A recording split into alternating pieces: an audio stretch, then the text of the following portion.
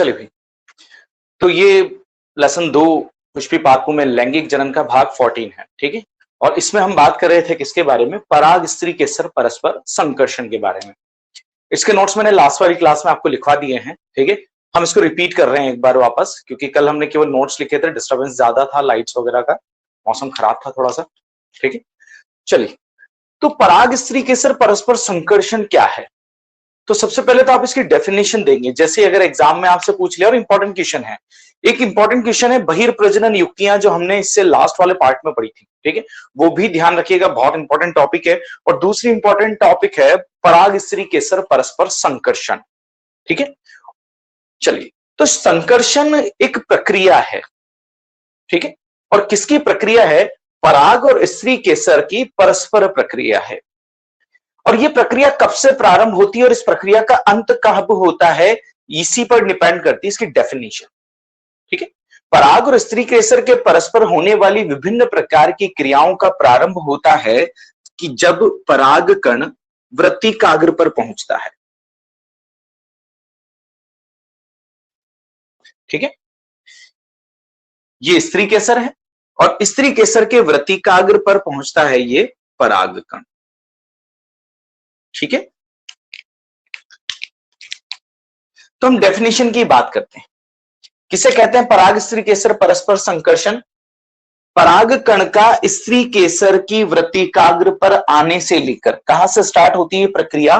पराग कण के स्त्री केसर पर, स्त्री केसर के वृत्तिकाग्र में आने से लेकर। अब जब पराग कण आ जाता है तब क्या होता है? तब दो बातें होती हैं, क्या आने वाला पराग कण सुयोग्य भी हो सकता है और अयोग्य भी हो सकता है। तो पहले आपको सुयोग्य और अयोग्य को डिफाइन करना होगा जब आप डिटेल लिखेंगे इसकी, ठीक है। हम डेफिनेशन की बात कर रहे हैं, तो हम क्या कहेंगे यहां पर? कहां से स्टार्ट है ये प्रक्रिया? पराग कण के स्त्री केसर के वृत्तिकाग्र पर पहुंचने से लेकर। आप समझ गए बात को? पराग कण के स्त्री केसर के वृत्तिकाग्र पर पहुंचने से लेकर, ठीक है। अब आगे ध्यान दीजिए, फिर यहां पर क्या होता है? इसका अंकुरण होता है और अंकुरण से पराग नली बनती है और यह पराग नली वृद्धि करती हुई वृत्तिका में जाती है और वृत्तिका से आगे वृद्धि करती हुई कहां पहुंचती है? अंडाशय में पहुंचती है, ठीक है। और अंडाशय में पहुंचने के बाद क्या करती है? अंडाशय में पहुंचने के बाद ये बीजांड में प्रवेश करती है। कहां प्रवेश करती है? बीजांड में प्रवेश करती है, ठीक है। और बीजांड में इसका प्रवेश करने का उद्देश्य है दो नर युग्मकों को स्थानांतरित करना मादा युग्मक तक, ठीक है। बीजांड के अंदर कौन है? मादा युग्मक, ठीक है। तो एनसीईआरटी जो इसकी डेफिनेशन दे रही है वो क्या दे रही है डेफिनेशन? कि वृत्तिकाग्र पर परागण के आने से लेकर बीजांड में पराग नली के प्रवेश करने तक की सभी घटनाओं को पराग स्त्री केसर संकर्षण के नाम से जाना जाता है, ठीक है। वापस समझे बात को, किसे कहते हैं पराग स्त्री केसर परस्पर संकर्षण? पराग कण के वृत्तिकाग्र पर पहुंचने से लेकर पराग नली के बीजांड में प्रवेश करने तक की समस्त घटनाओं को पराग स्त्री केसर परस्पर संकर्षण कहते हैं, ठीक है। तो ये तो हो गई डेफिनेशन। तो जब भी आपको अगर क्वेश्चन पूछेगा पराग स्त्री केसर परस्पर संकर्षण से क्या तात्पर्य है, संक्षिप्त टिप्पणी दीजिए, तो आपको यही करना है। सबसे पहले डेफिनेशन देनी है, हेडिंग डालना है पराग स्त्री केसर परस्पर संकर्षण, फिर आपको क्या करना है, किसे कहते हैं वो लिखना है। तो हम क्या कहेंगे? और अगर मेजर क्वेश्चन है, चलो मेजर क्वेश्चन के लिए भी मैं बताऊंगा इसकी टेक्निक के किस तरह से लिखे जाते हैं मेजर क्वेश्चन 12th में, ठीक है, तब जाके आपके पूरे में से पूरे मार्क्स हो। चलिए, तो एक बार वापस डेफिनेशन अपने मन में दोहराएं, क्या? पराग कण के वृत्तिकाग्र में पहुंचने से लेकर पराग नलिका के बीजांड तक पहुंचने की घटना, ठीक है, बीजांड तक पहुंचने की संपूर्ण घटना को पराग स्त्री केसर परस्पर संकर्षण कहते हैं, ठीक है। अब आपको लगेगा यार संपूर्ण घटनाएं कौन सी हैं, ठीक है, तो संपूर्ण घटनाओं में हम इसकी फिर डिटेल बात करेंगे, ठीक है। अब संपूर्ण घटनाओं में हमें क्या क्या बताना है वो ध्यान दीजिएगा, ठीक है। सबसे पहली बात, पराग कण स्त्री केसर पर आया। अब यहां को थोड़ा सा हमें डिटेल करना है, क्या डिटेल करना है भाई कि जब परागकण वृत्तिकाग्र पर पहुंचते हैं तो पराग कणों का वृत्तिकाग्र पर पहुंचना एक प्रकार की कैसी प्रक्रिया है? संयोगवश प्रक्रिया है। कैसी प्रक्रिया है? संयोगवश। क्योंकि हम बात कर चुके हैं परागणकर्ताओं के बारे में, जैविक और अजैविक परागणकर्ताओं के बारे में। तब हमने जब अजैविक परागणकर्ता पढ़ रहे थे तब हमने कहा था कि वृत्तिकाग्र पर पहुंचना पराग कणों का एक प्रकार की संयोगवश प्रक्रिया है, ठीक है, और एक प्रकार की अनिश्चित प्रक्रिया है। और इसी संयोगवश और अनिश्चित प्रक्रिया में एक और काम जरूर होता है, क्या कि वृत्तिकाग्र पर जो परागकण पहुंच रहे हैं वो परागकण ऐसे होते हैं जो उसको लिए निषेचन योग्य होते हैं या फिर उसके लिए निषेचन योग्य नहीं होते। जो निषेचन योग्य होते हैं उन परागकणों को सुयोग्य परागकण कहा जाता है, ठीक है। और दूसरी प्रजाति के परागकण या फिर उसी प्रजाति के परागकण जो स्वनिषेचन नहीं कर पाते, हमने स्वनिषेचन का अवरोध पढ़ा, बहिर्प्रजनन युक्तियां। कभी कभी खुद के परागकण भी उसके अंड कोशिका को निषेचित करने में असमर्थ होते हैं क्योंकि वो स्वपरागण का विरोध करते हैं ऐसे पादप। तो ये जो दोनों अयोग्य परागकण है, ये दोनों अयोग्य परागण या दोनों प्रकार के अयोग्य परागकण कैसे हो सकते हैं?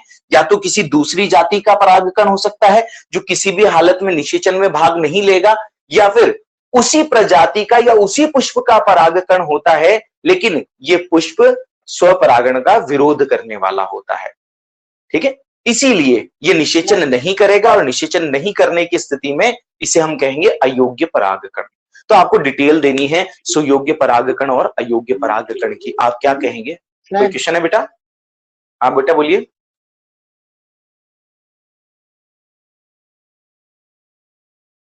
बोलिए बेटा।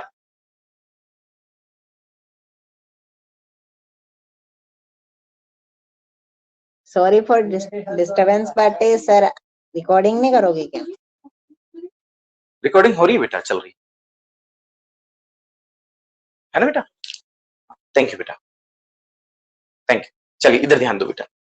तो क्या कहा हमने कहा परागकण आते हैं वृत्तिकाग्र पर। अब हमें थोड़ा सा उसको डिटेल करना है कि क्या कि वृत्तिकाग्र पर आना परागकणों का एक संयोगवश घटना है और इस संयोगवश घटना के दौरान आने वाले परागकण सुयोग्य भी हो सकते हैं और अयोग्य भी हो सकते हैं, ठीक है। सुयोग्य परागकण के लिए कहेंगे हम उसी प्रजाति का परागकण और अयोग्य प्रजाति के लिए कहेंगे किसी दूसरी प्रजाति का परागकण या फिर उसी प्रजाति का परागकण लेकिन जो पादप स्वपरागण का विरोध करते हैं, ठीक है। क्लियर? यहां तक बात समझ में आई? फिर हमने कहा था एक और बात, यहां तक जब हमने सुयोग्य और अयोग्य को इसको ठहरा देंगे और बता देंगे कि भाई ये सुयोग्य है या फिर अयोग्य, तो फिर अब आगे क्या, अगर सुयोग्य हो तो क्या होगा? फिर हम कहेंगे कि यदि परागकण सुयोग्य है, ठीक है, तो इस परागकण से निषेचन करने की जिम्मेदारी किसकी बनती है? स्त्री केसर की बनती है।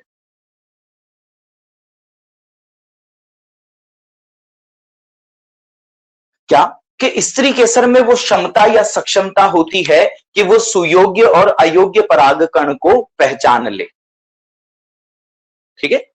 यदि परागकण अयोग्य है तो वृत्तिकाग्र और परागकण पर मौजूद रसायनों के संकर्षण की वजह से वृत्तिकाग्र या स्त्री केसर उस परागकण के अंकुरण को अवरोधित करते हैं और यदि अंकुरण हो भी जाता है तो उस पराग नली की स्त्री केसर में वृद्धि का अवरोध करते हैं।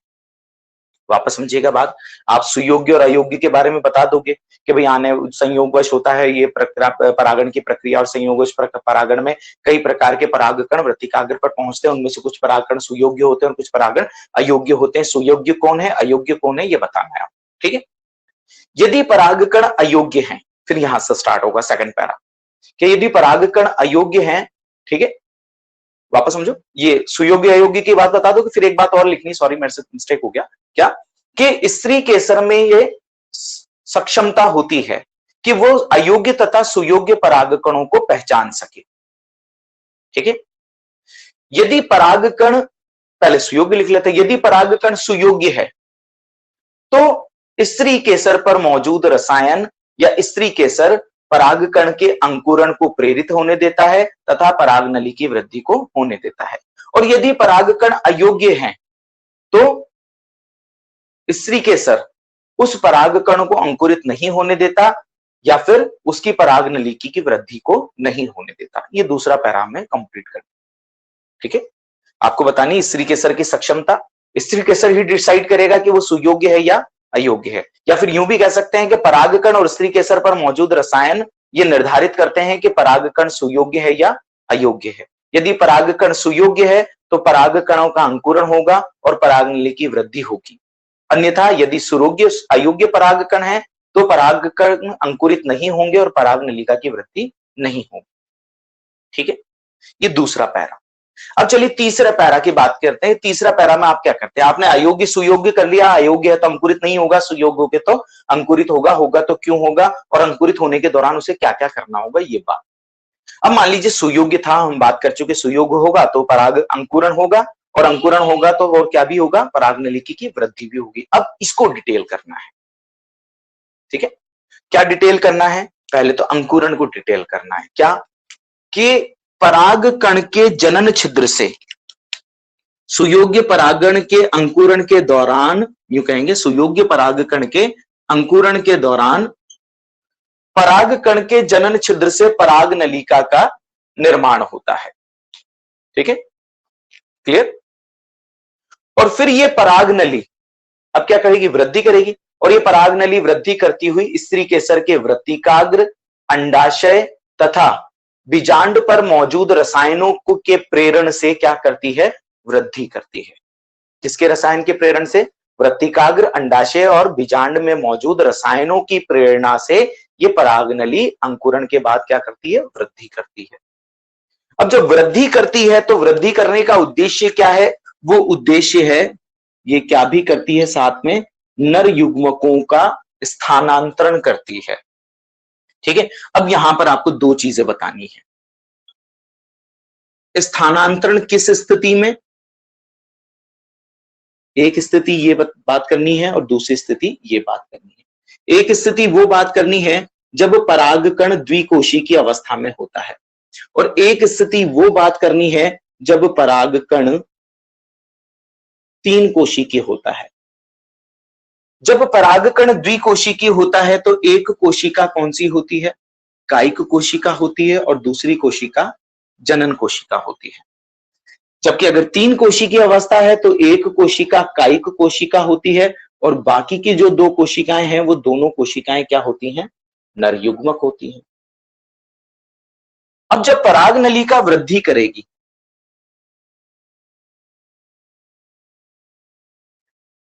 जनन छिद्र से अंकुरण हो गया, अब पराग नलिका वृद्धि कर रही है, ठीक है। यदि द्विकोशी की अवस्था में है तो द्विकोशी की अवस्था में क्या होगा? जनन कोशिका कहां प्रविष्ट कर जाएगी? पराग नलिका में।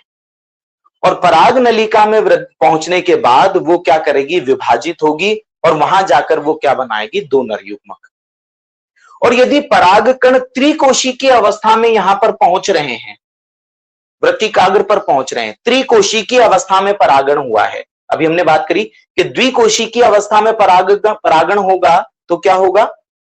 जनन कोशिका पराग नली बनने के बाद पराग नली में जाएगी और वहां विभाजन करके दो नर युग्मक बना लेगी, ठीक है, जिन्हें ये पराग नली कहां तक पहुंचा देगी? बीजांड तक पहुंचा देगी, ठीक है, क्लियर। फिर बात करनी कि यदि तीन कोशी की अवस्था में परागण होता है, ठीक है, तो पराग नली में सीधे ही कौन प्रविष्ट कर जाएंगे? पहले से बने हुए ये दो नर युग्मक प्रविष्ट कर जाएंगे और पराग नली इन नर युग्मकों को लेकर कहां तक पहुंच जाएगी? बीजांड तक पहुंच जाएगी, ठीक है। थोड़ा सा टेक्निकल उसका वो है, उसका जो क्या बोलते हैं इसको, एक्सप्लेनेशन, ठीक है। तो इसलिए थोड़ा सा ध्यान रखना, स्टेप बाय स्टेप चलना, ठीक है। मैं एक बार वापस से स्टेप रिपीट कर देता हूं यहां तक, फिर यहां से थोड़ा सा और ज्यादा टिपिकल होगा, ठीक है। कहां तक? इन दोनों स्थितियों तक। तो वापस देखो शुरू से।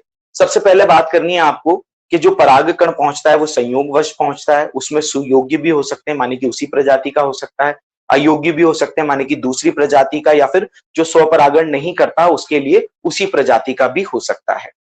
ठीक है, क्लियर। फिर हम बात करेंगे स्त्री केसर की क्षमता के बारे में। फिर हम कहेंगे कि स्त्री केसर में ये क्षमता होती है कि वो सुयोग्य तथा अयोग्य परागकणों को पहचाने। ठीक है, यदि परागकण सुयोग्य है तो उसे अंकुरित होने देती है तथा उसकी परागनली की वृद्धि को भी होने देती है, और यदि परागकण अयोग्य है तो पराग अंकुरण का अवरोध विरोध करती है तथा परागनली की वृद्धि को रोक देती है। ठीक है, फिर हम कहेंगे कि संपूर्ण प्रक्रिया परागकण और स्त्री केसर के पर मौजूद रसायनों के परस्पर संकर्षण के परिणाम स्वरूप होती है, या उनके अंतः क्रिया के परिणाम स्वरूप होती है। दो टॉपिक हो जाएंगे, संयोगवश के बारे में बतानी, सुयोग्य अयोग्य, फिर स्त्री केसर की क्षमताओं के बारे में बतानी है कि वो सुयोग्य के साथ क्या करेगी और अयोग्य के साथ क्या करेगी, बता देंगे। ठीक है, फिर हमने कहा अंकुरण हो गया और जनन नली बनेगी, तो अंकुरण होने और जनन नली के बनने की विरोध परागन नली के बनने को एक्सप्लेन करेंगे। हम क्या कहेंगे, अंकुरण कैसे होगा, हम कहेंगे अंकुरण के दौरान परागकण के जनन छिद्र से पराग नलिका का निर्माण होता है। ठीक है, फिर हम कहेंगे क्या, बनने वाली जो पराग नली होती है, ठीक है, उनमें नर युग्मकों का स्थानांतरण कहां तक होता है, बीजांड तक होता है। ठीक है, परंतु दो भिन्न प्रकार के परागकणों में ये अलग अलग तरह से होता है। क्लियर, हम कहेंगे जनन छिद्र से अंकुरण हो गया, अब पराग नली क्या करेगी, नर युग्मकों को ले जाएगी, लेकिन यहां दो प्रकार की स्थितियां बनती है, ये आपको बताना है। क्या, कि तब जब परागकण द्विकोशी की अवस्था में पहुंचता है, माने कि परागण होता है। ठीक है, जब वो द्विकोशी की अवस्था में परागित होता है तो वहां पर एक बड़ी कोशिका कायिक कोशिका तथा दूसरी कोशिका जनन कोशिका होती है। ये जनन कोशिका पराग नली में प्रवेश करके विभाजन करके दो नर युग्मकों का निर्माण करती है, जिन्हें ये पराग नली बीजांड तक स्थानांतरित कर देती है। यदि परागकण त्रिकोशी की अवस्था में पहुंचते हैं तो पराग नली के बनने के बाद ये दोनों नर युग्मक उस पराग नली में सीधे प्रवेश करेंगे, और प्रवेश करने के बाद ये पराग नली उन्हें बीजांड तक ले जाएगी। ठीक है, यहां तक क्लियर है भाई। आपको ये चार बातें डिटेल देनी है।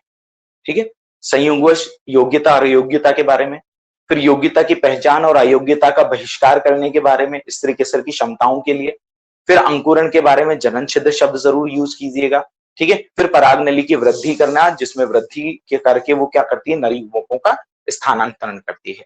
कैसे करती है, दो अलग अलग प्रकार हैं, जब परागकण द्विकोशी की अवस्था में अवतरित होता है और जब परागकण त्रिकोशी की अवस्था में वर्तिकाग्र पर अवतरित होता है। ठीक है, कर लोगे भाई, ठीक है भाई, रिपीट तो नहीं करना मुझे अब।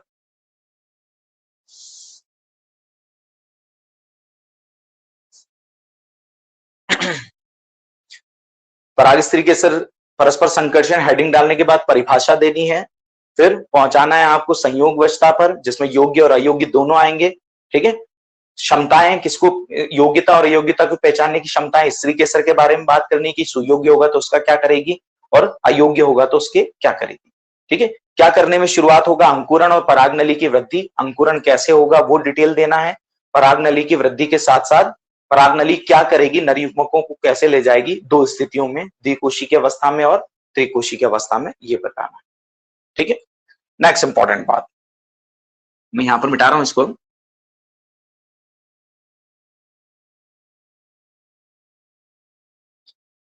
अब भाई परागनली पहुंच गई कहां तक, बीजांड तक। ठीक है,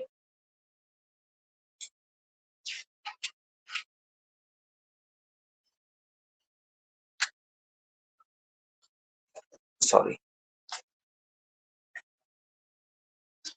बीजांड तक पहुंच गई और हमने कहा परागकण स्त्री केसर परस्पर संकर्षण क्या है, पराग कणों के वृत्तिकाग्र पर पहुंचने से लेकर पराग नली के बीजांड में प्रवेश करने तक की घटना। ठीक है, तो अभी तक तो पराग नली कहां पहुंची है, बीजांड में पहुंची है। ठीक है, हम पूरे बात करेंगे तो हमें पूरी बात में अंतिम बात और करनी पड़ेगी कि ये पराग नली बीजांड में किस प्रकार से प्रवेश करती है।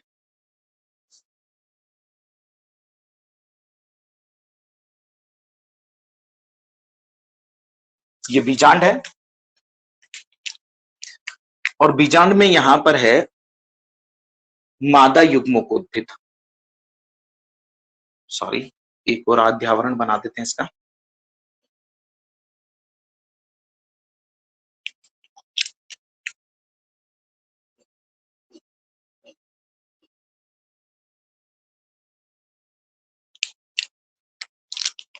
ये बीजांड है और हमने कहा था बीजांड के अंदर होता है मादा युग्मक, और ये मादा युग्मक कहाँ होता है? मादा युग्मकोद्भिद में। ये आप सबको याद है ये कौन सी कोशिका है? नाम बताओ जरा मुझे। निभागीय सिरे की ओर की 3 कोशिकाएं क्या कहलाती हैं? प्रतिव्यासांत कोशिकाएं। शाबाश बेटा, ठीक है। और नीचे वाली 3 कोशिकाएं क्या कहलाती हैं भाई? अंड समुच्चय। अंड समुच्चय, शाबाश। अंड समुच्चय में ये बड़ी नाशपति के आकार की कोशिका अंड कोशिका, और नीचे वाली ये जो दोनों कोशिकाएं हैं ये सहायक कोशिका, ठीक है। और यहां पर है द्विध्रुवीय कोशिका या केंद्रीय कोशिका, ठीक है। और यहां आई है परागनली, ठीक है। कहां तक पहुंच गई भाई? ये पहुंच गई बीजांड तक। और ये परागनली अपने साथ लाई है 2 नर युग्मक। दिखाई दे रहा है आप लोगों को? ठीक है। अब ये परागनली कहां प्रविष्ट करेगी? बीजांड में प्रविष्ट करेगी, ठीक है। अब बीजांड में ये कहीं से भी प्रवेश कर सकती है, निभागीय सिरे से प्रवेश कर सकती है, अध्यावरण में कहीं से प्रवेश कर सकती है, लेकिन ज्यादातर आवर्त बीजियों में परागनली बीजांड के बीजांड द्वार से प्रवेश करती है। हमने बीजांड की संरचना पढ़ी थी, तब मैंने आपको इस पर बता दिया था बीजांड द्वार क्या होता है, ठीक है। तो परागनली कहां से प्रवेश करती है? अधिकांश आवर्त बीजियों में, अधिकांश पुष्पीय पादपों में बीजांड द्वार से, ठीक है। तो हम कहेंगे कि पराग नलिका वृद्धि करने के पश्चात बीजांड तक पहुंचती है और बीजांड के बीजांड द्वारीय सिरे से बीजांड के भीतर प्रवेश करती है, ठीक है। तो भाई हमने बीजांड के भीतर भी प्रविष्ट करवा दिया इसमें, ठीक है। अब आप सबको याद है कि पराग नलिका का काम क्या है? पराग नलिका का काम है नर युग्मकों को कहां तक पहुंचाना? मादा युग्मक तक पहुंचाना, माने कि अंड कोशिका तक पहुंचाना, ठीक है। तो अब ये पराग नलिका इन युग्मकों को इस भ्रूण कोश के अंदर, ये ब्लू कलर का दिख रहा है भ्रूण कोश, इस भ्रूण कोश के अंदर ले जाएगी। माने कि बीजांड में तो प्रवेश हो गया, अब इसको प्रवेश करना है कहां पर? भ्रूण कोश में। तो अब ये पराग नली भ्रूण कोश में प्रवेश करेगी। बीजांड में तो प्रवेश कर गई बीजांड द्वारी सिरे से, अब भ्रूण कोश में प्रवेश करेगी। तो इंपॉर्टेंट बात यहां पर ध्यान रखनी कि ये भ्रूण कोश में कैसे प्रवेश करती है, ठीक है। तो मैं यहां पर थोड़ा सा एक डायग्राम और बना देता हूं, ठीक है, जिसमें केवल हम इसको मेंशन करेंगे ना।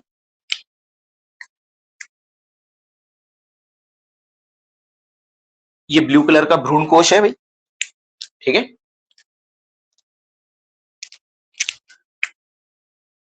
और ये उसकी अंड कोशिका है, ठीक है। और ये है उसकी सहायक कोशिका 1 और ये सहायक कोशिका 2,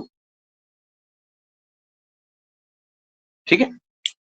जो सहायक कोशिका है उसके आधारीय भाग पर इस प्रकार से तंतु रूपी समुच्चय होता है, विशिष्ट संरचना होती है जिसे कहते हैं तंतु रूप समुच्चय।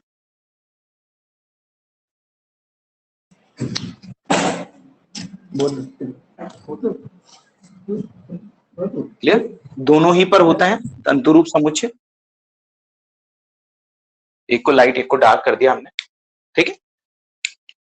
तो सबसे पहले ये जो पराग नली है बीजांड में प्रवेश करने के बाद सहायक कोशिका के तंतु रूप समुच्चय से भीतर प्रवेश करती है, और भीतर प्रवेश करने के बाद कहां प्रवेश कर जाती है? सहायक कोशिका के अंदर, ठीक है। तो पराग नलिका बीजांड द्वार में प्रवेश करने के बाद भ्रूण कोश की सहायक कोशिका के तंतु रूप समुच्चय से होकर सहायक कोशिका में प्रवेश करती है। कहां प्रवेश करती है? सहायक कोशिका में। किससे होकर? तंतु रूप समुच्चय से होकर, ठीक है। और किस में प्रवेश कर जाती है इस प्रकार? ये मादा युग्मकोद्भिद या भ्रूण कोश में प्रवेश कर जाती है। तो बीजांड द्वार में प्रवेश करने के बाद पराग नली मादा युग्मकोद्भिद के सहायक कोशिका के, मादा युग्मकोद्भिद की सहायक कोशिका के तंतु रूप समुच्चय से होकर मादा युग्मकोद्भिद में प्रवेश कर जाती है। ठीक है, क्लियर। और मादा युग्मकोद्भिद में प्रवेश करने के बाद ये क्या हो जाती है, इसका सिरा फट जाता है और इससे दोनों नर युग्मक कहां मुक्त हो जाते हैं, सहायक कोशिका में। ठीक है, जिनमें से एक नर युग्मक बाहर निकलकर अंड कोशिका को निषेचित करता है और दूसरा नर युग्मक बाहर निकलकर इस द्विकेंद्रीय कोशिका को निषेचित करता है। ये हम बात करेंगे निषेचन में। हमारा काम जो टॉपिक था वो था बस यहीं तक, मादा युग्मकोद्भिद में प्रवेश तक। ठीक है, तो आपसे पूछा जाए कि मादा युग्मकोद्भिद में प्रवेश कहां से करता है, तो हम कहेंगे मादा युग्मकोद्भिद में बीजांड द्वारी सिरे पर उपस्थित अंड समुच्चय की सहायक कोशिका के तंतुरूप समुच्चय से। तंतुरूप समुच्चय सहायक कोशिका के आधारीय भाग पर पाई जाने वाली विशिष्ट संरचना है और इसी तंतुरूप समुच्चय से पराग नलिका पहले सहायक कोशिका में प्रवेश करती है। ठीक है, आपके ज्यादा एक्सप्लेनेशन है नहीं तो पहले जो होता है, पहले सहायक कोशिका डिसॉल्व हो जाती है, नष्ट हो जाती है और उससे कुछ रसायन निकलते हैं और वो रसायन इस पराग नलिका को अपनी ओर आकर्षित करते हैं, जिससे पराग नलिका इधर की ओर पहुंचती है और तंतुरूप समुच्चय से होकर इस विघटित सहायक कोशिका में प्रवेश कर जाती है। ठीक है, और वहीं पर जाकर अपने दो नर युग्मकों को मुक्त करती है। क्लियर, तो प्रवेश हो गया पराग नलिका, यहां पे खत्म हो जाता है हमारा पराग स्त्री केसर परस्पर संकर्षण, जिसकी शुरुआत हुई थी वृत्तिकाग्र पर पहुंचने से लेकर। ठीक है, तो हम पराग स्त्री केसर परस्पर संकर्षण में डिस्कशन क्या कर रहे थे, हम कर रहे थे कि पराग कण जब यहां से पहुंचता है और यहां तक प्रवेश करता है तब कौन कौन सी विशिष्ट घटनाएं होती हैं। इन सभी विशिष्ट घटनाओं को सम्मिलित रूप से हम कहते हैं पराग स्त्री केसर परस्पर संकर्षण। ठीक है, क्लियर। और यहां पर आकर अब परागकण का रोल खत्म हो गया क्योंकि नर युग्मक पहुंच गए हैं। ठीक है, तो रोल शुरू हुआ था, इन दोनों का संपर्क शुरू हुआ था यहां पर और अब इन दोनों में संपर्क खत्म हो चुका है यहां पर। ठीक है, तो इसलिए पराग स्त्री केसर परस्पर संकर्षण में हम ये सब डिटेल बात करते हैं। मैं एक बार शॉर्ट रिवाइज कर देता हूं कि हमें क्या क्या करना है इस टॉपिक में, मैं क्यों इसको फोर्स कर रहा हूं, क्योंकि ये इंपॉर्टेंट टॉपिक है। ठीक है, और थोड़ा सा टिपिकल है, टेक्निकली जो लैंग्वेज है थोड़ी सी इसकी कंफ्यूजिंग है। ठीक है, तो वापस देखिए हमें क्या करना है। सबसे पहले पराग स्त्री केसर परस्पर संकर्षण में पहले हमें डेफिनेशन देंगे कि पराग कण के वृत्तिकाग्र पर पहुंचने से लेकर पराग नलिका के बीजांड में प्रवेश करने तक की संपूर्ण घटना को पराग स्त्री केसर परस्पर संकर्षण कहते हैं। पराग कणों का वृत्तिकाग्र पर पहुंचना संयोगवश होता है, जिसपे कई ऐसे पराग कण भी अनैच्छिक या अनावश्यक पराग कण या अयोग्य पराग कण भी वृत्तिकाग्र पर पहुंच जाते हैं। सुयोग्य पराग कण वे पराग कण होते हैं जो निषेचन योग्य होते हैं और अयोग्य परागकण या तो उसी प्रजाति के या फिर किसी अन्य प्रजाति के परागकण होते हैं जो निषेचन के अयोग्य होते हैं। ठीक है, सुयोग्य और अयोग्यता की पहचान वृत्तिकाग्र की सक्षमता पर निर्भर करती है, या वृत्तिकाग्र में क्षमता होती है कि वो सुयोग्य तथा अयोग्य परागकणों को आपस में पहचान ले। ठीक है, सुयोग्य परागकणों को अंकुरित होने देती है तथा उसकी पराग नलिका की वृद्धि होने देती है, परंतु अयोग्य परागकणों की पराग नलिका को परागकणों को अंकुरित नहीं होने देती और न ही उनकी पराग नलिका को वृद्धि करने देती है। ये संपूर्ण प्रक्रिया परागकण और स्त्री केसर पर मौजूद रसायनों पर निर्भर करते हैं या उनके परस्पर संकर्षण पर निर्भर करते हैं। ठीक है, पराग नलिका वृद्धि करती हुई वृत्तिका, अंडाशय और बीजांड तक पहुंचती है और इसमें वृत्तिका, अंडाशय और बीजांड से निकलने वाले रसायन मदद करते हैं। ठीक है, अब बात करनी है आपको कि पराग नलिका करेगी क्या। तो हमने क्या कहना है कि जब परागकण वृत्तिकाग्र पर पहुंचते हैं तो दो प्रकार की संभावना होती है कि अब द्विकोशिकी भी हो सकते हैं और त्रिकोशिकी भी हो सकते हैं। यदि द्विकोशिकी होते हैं तो जनन कोशिका पराग नलिका में प्रवेश करती है और वहां विभाजन करके दो नर युग्मकों का निर्माण करती है जिन्हें पराग नली बीजांड तक ले जाती है। ठीक है, यदि परागकण त्रिकोशिकीय होते हैं तो दो परागकण पहले से ही पराग नलिका में मौजूद होते हैं और वो बीजांड तक ले जाए जाते हैं। ठीक है, फिर अब बात करनी बीजांड की। हम कहेंगे कि पराग नली वृद्धि करती हुई बीजांड तक पहुंचती है और बीजांड के बीजांड द्वारी सिरे से बीजांड में प्रवेश करती है। ठीक है, फिर हमें कहना है क्या, बीजांड द्वारी सिरे पर प्रवेश करती है। ये पराग नलिका और वृद्धि करती हुई भ्रूण कोश की सहायक कोशिका के तंतुरूप समुच्चय से होकर मादा युग्मक उद्भिद की सहायक कोशिका में प्रवेश करती है और वहां पर अपने नर युग्मकों का त्याग करती है। ठीक है, तो अब मुझे नहीं लगता कि कोई डाउट है। अगर किसी तरह का डाउट है तो एक बार वापस इसको, रिकॉर्डिंग हो चुकी होगी इसकी, ठीक है, इसको देख लेना। ओके, हाँ, 2 क्वेश्चन पूछो बेटा। सर वो जो इसमें तो 2 सेल थे ना, वेजिटेटिव सेल और जेनरेटिव सेल 2 थी ना। हाँ बेटा, तो जेनरेटिव सेल तो डिवीजन करके मेल गैमेट्स बना लिए उसने तो। हाँ बेटा, पर ये जो वेजिटेटिव सेल है ये इसका क्या होगा? देखो वेजिटेटिव सेल का कुछ वैज्ञानिक कोई काम नहीं मानते हैं, ठीक है, लेकिन कुछ वैज्ञानिक मानते हैं कि ये वेजिटेटिव सेल मार्गदर्शन में मदद करती है।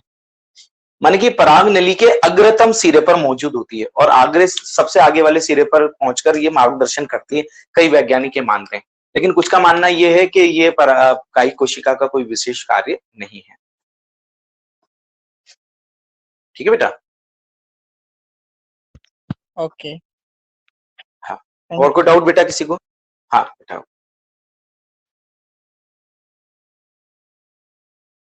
तो नेक्स्ट टॉपिक पर चलें हम।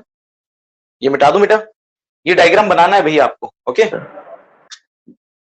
तो इस बार इसके स्क्रीनशॉट ले लो। ये वाला डायग्राम पराग स्त्री केसर परस्पर संकर्षण में ये वाला डायग्राम बनेगा, और ऐसे 2 डायग्राम है बुक में जो इसको थोड़ा सा एक्सप्लेन करते हैं। वो बनाना चाहें तो वो बना सकते हैं। ठीक है, डायग्राम नंबर शायद 2.12 होगा इसका। ओके, चलिए मिटा दूं इसको।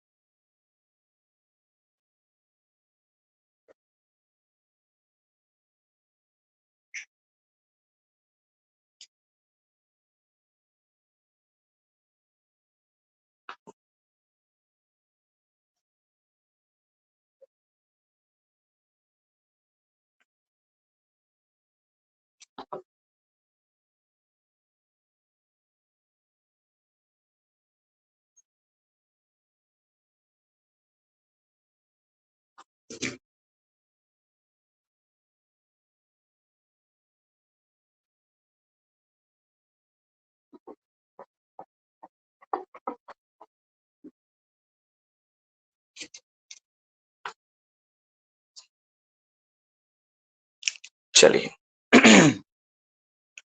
तो नेक्स्ट बात करते हैं अपन किसके बारे में।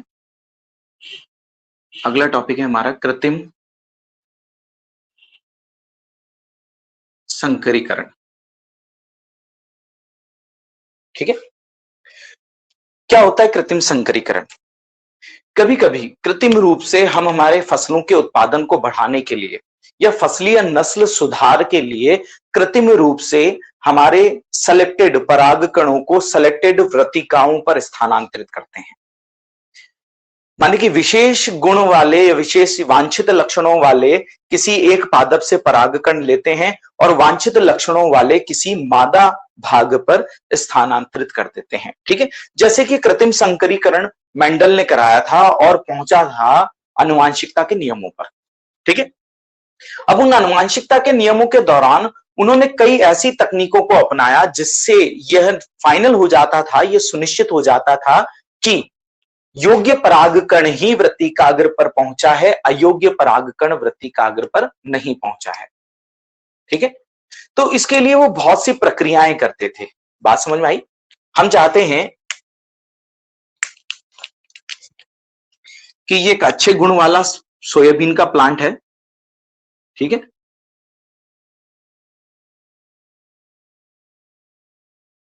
और ये हमारा सोयाबीन का प्लांट है। ठीक है, जो उत्पादन कम देता है लेकिन रोग के प्रति प्रतिरोधी है। लेकिन हमें एक नई प्रजाति जो उत्पादन ज्यादा देती है लेकिन रोग के प्रति प्रतिरोधी नहीं है। ठीक है, एक गुण है, एक अवगुण है, एक गुण है और एक अवगुण है। ठीक है, उत्पादन में ये वाला उत्पादन कम देता है और ये वाला उत्पादन ज्यादा देता है। ठीक है, रोग के प्रति प्रतिरोधकता के गुण के बारे में बात करें तो ये रोग के प्रति प्रतिरोधक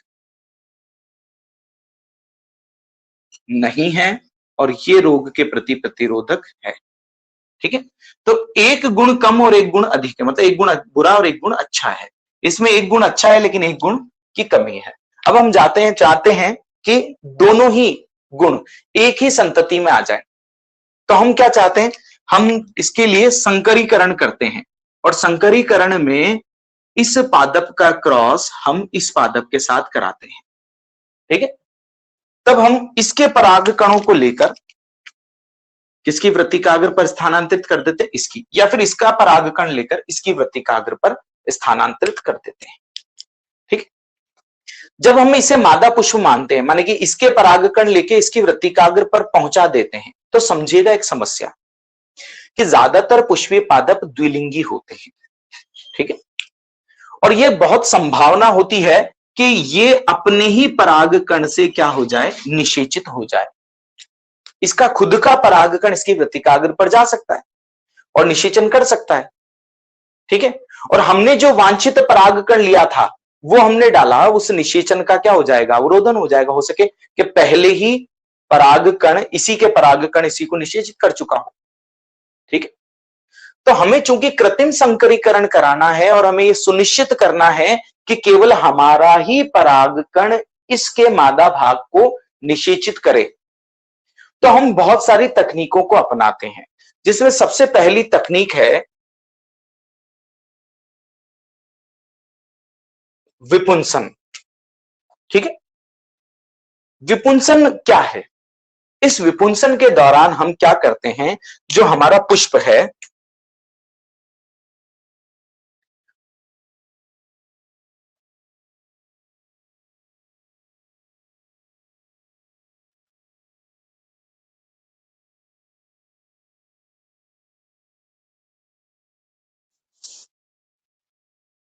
उस पुष्प के नर भाग को परिपक्व होने से पहले ही क्या कर देते हैं, काट देते हैं, हटा देते हैं, चिमटी, कैंची आदि की सहायता या रसायनों की सहायता से। ठीक है, क्लियर? इस घटना को क्या कहा जाता है, विपुंसन, पुष्प के नर भागों को हटाना। ठीक है, और यह विपुंसन किसके लिए किया जाता है, ताकि किसको रोका जा सके, वांछित परागण हो, स्वपरागण नहीं हो। ठीक है, मानिए कि हमारे द्वारा लाया परागकण ही इसे निषेचित करे, इसका स्वयं का परागकण इसे निषेचित नहीं करे। इसके लिए हम उस वांछित पुष्प के नर भाग को परिपक्व होने से पहले ही, ध्यान दीजिएगा, नर भाग को और परिपक्व होने से पहले ही क्या कर देते हैं, कैंची, चिमटी या रसायनों की सहायता से हटा देते हैं। यह प्रक्रिया विपुंसन कहलाती है और इस प्रक्रिया के द्वारा स्वपरागण को पूर्णतः अवरोधित किया जा सकता है। ठीक है, क्लियर है बात? अब मान लीजिए हम स्वपरागण तो हमने रोक दिया, अब एक दूसरी प्रक्रिया के बारे में बात करते हैं, जो कृत्रिम संकरीकरण की एक और विधि है। क्या है वो? इस परागकण से हमने निषेचित करा दिया और इसके नर भाग को भी हमने हटा दिया, तो स्वपरागण तो नहीं होगा। ठीक है, हमने इसको परागकण को लिया है और रख दिया इस पर, इसकी वृत्तिकाग्र पर छिड़क दिया, लेकिन हवा तो चली रही होगी और हवा में दूसरी प्रजाति या इसी प्रजाति के दूसरे परागकण भी स्थानांतरित हो रहे होंगे। ठीक है, परिवहित हो रहे होंगे। हो सकता है वो परागकण आकर इसको क्या कर दे, निषेचित कर दे। तब भी क्या होगा, हमारे संकरीकरण का प्रयोग विफल हो जाएगा। ठीक है, हवा या अन्य माध्यम से, कीटों के माध्यम से भी दूसरे प्रजाति के परागकण इस पर लाए जा सकते हैं। ठीक है, तो हमारे वांछित परागकण से निषेचन की बजाय ये किसी दूसरे परागण से निषेचित हो सकता है, हो सकता है। तो इससे बचने के लिए एक और प्रक्रिया अपनाई जाती है, जिस प्रक्रिया को कहते हैं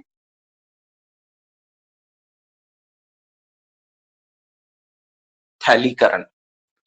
ठीक है, और इस थैलीकरण में क्या किया जाता है, इस थैलीकरण में फिल्टर पेपर या फिर बहुत बारीक पेपर या छिद्रिल पेपर का उपयोग करके एक थैली के रूप में इस फूल के या इस पौधे के चारों तरफ या इस गमले के चारों तरफ बांध दिया जाता है। ठीक है, इसके छिद्र इतने बारीक होते हैं कि कोई दूसरा परागकण इसके भीतर प्रवेश नहीं कर सकता। ठीक है। तो इस घटना में हम जैसे ही हमारा वांछित परागकण इस पर डालते हैं, डालने से पहले और डालने के बाद इसे हम क्या कर देते हैं,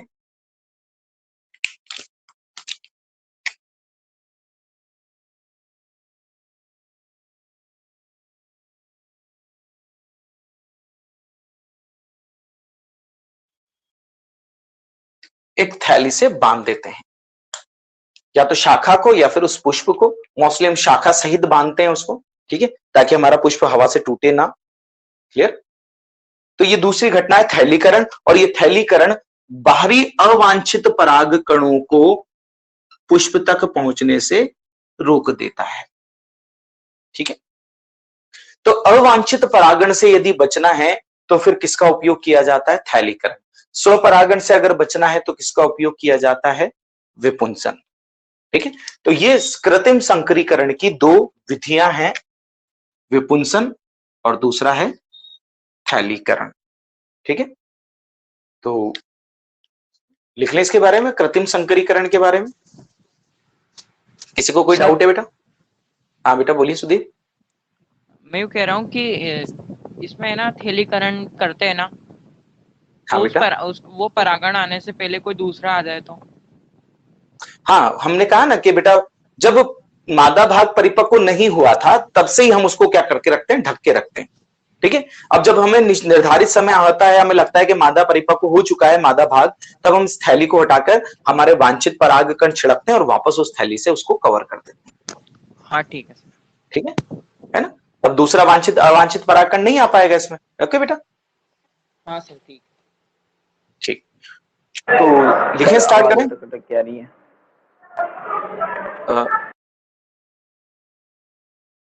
बाकी बच्चों को आ रही है बेटा, क्या क्लियर आ रही है आवाज, क्या अटक रही है आवाज?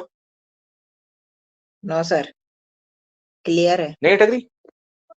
Sudeep network, sorry Sandeep, network problem होगी बेटा वहां पर। सुमित सर इसको बैगिंग करते हैं ना प्लांट को। हाँ बेटा, इसे बैगिंग हेलो, कहते हैं। हाँ बेटा तो बैगिंग कहते हैं इसमें, इसको। हेलो, हाँ, तो इसमें इसे कहते हैं मतलब, इमैस्कुलेशन और इसे बैगिंग। हाँ बोलिए। यस सर, तो इसमें मतलब है ना, ये बाहरी बाहरी वातावरण के संपर्क में नहीं रहता है प्लांट पॉलीथीन की वजह से, हाँ। है ना, तो फिर प्लांट पे कोई इफेक्ट तो नहीं पड़ता है, बुरा इफेक्ट? नहीं नहीं बेटा, ये इतने बारीक छिद्र होते हैं कि इसमें हवा एयर पास हो सकती है, गैसों का जो ट्रांसपोर्टेशन है या फिर गैसों का विनिमय है वो पूरा हो सकता है। ठीक है, परागकण गैसेस से भी एक्सचेंज होती छोटे रहती है। छिद्र? हाँ, परागकण से छोटे छिद्र। Okay sir. ठीक, ओके बेटा। तो लिख लें बेटा कृत्रिम संकरीकरण के बारे में। टाइम होने वाला है, मेरी भी अगली क्लास है। लिखना स्टार्ट करो बेटा खटाखट। हेडिंग डालिए कृत्रिम संकरीकरण।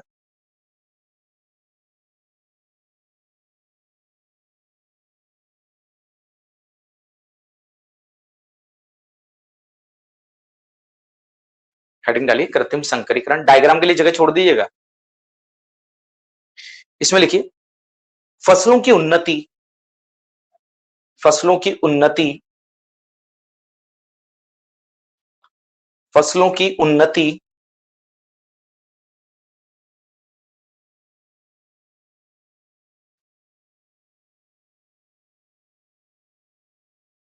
एवं फसलों की उन्नति एवं प्रगतिशीलता के लिए, एवं प्रगतिशीलता के लिए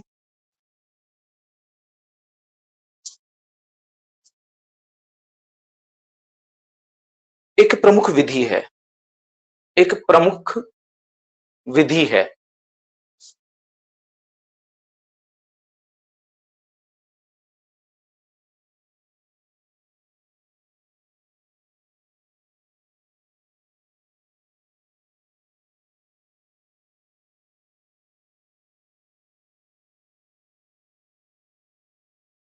फसल कार्यक्रमों में, फसल कार्यक्रमों में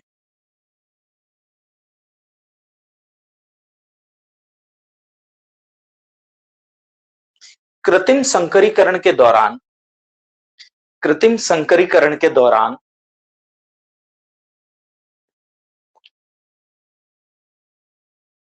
कृत्रिम संकरीकरण के दौरान कुछ विधियां अपनाई जाती हैं, कुछ विधियां अपनाई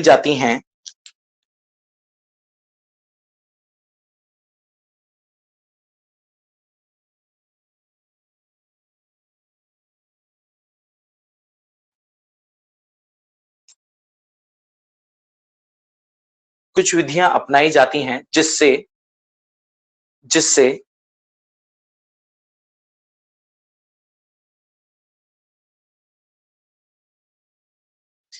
यह सुनिश्चित किया जा सकता है कि यह सुनिश्चित किया जा सकता है कि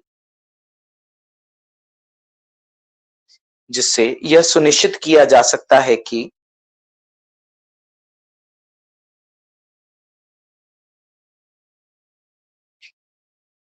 कि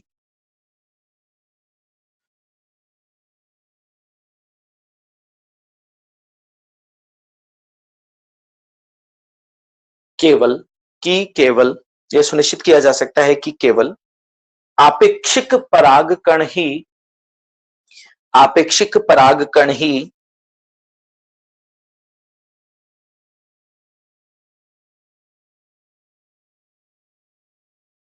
आपेक्षिक परागकण ही आपेक्षिक वृत्तिका पर पहुंचे। आपेक्षित परागकण ही आपेक्षित वर्तिका पर पहुंचे।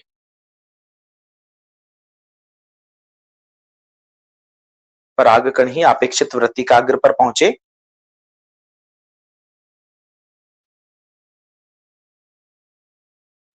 तथा तथा वृत्तिकाग्र को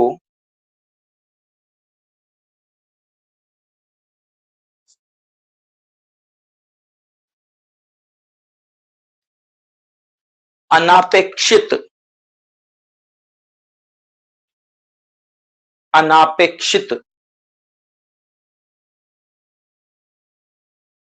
तथा वृत्तिकाग्र को अनापेक्षित परागकणों से बचाया जा सके। बचाया जा सके।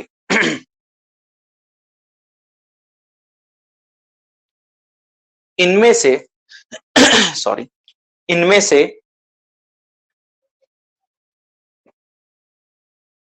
से दो प्रमुख विधियां निम्नलिखित हैं। इनमें से दो प्रमुख विधियां निम्नलिखित हैं।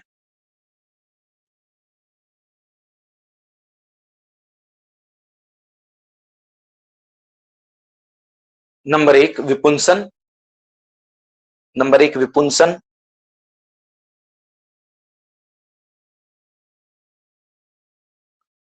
और नंबर दो थैलीकरण।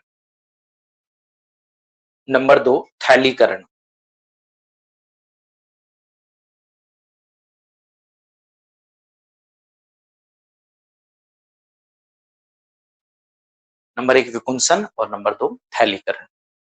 कल बात करेंगे भाई इसके बारे में, ठीक है। Thank you all of you बेटा। सर इन दोनों वीडियो के बारे में डिटेल में बात करेंगे ना कल? हाँ बेटा, थैंक यू बेटा।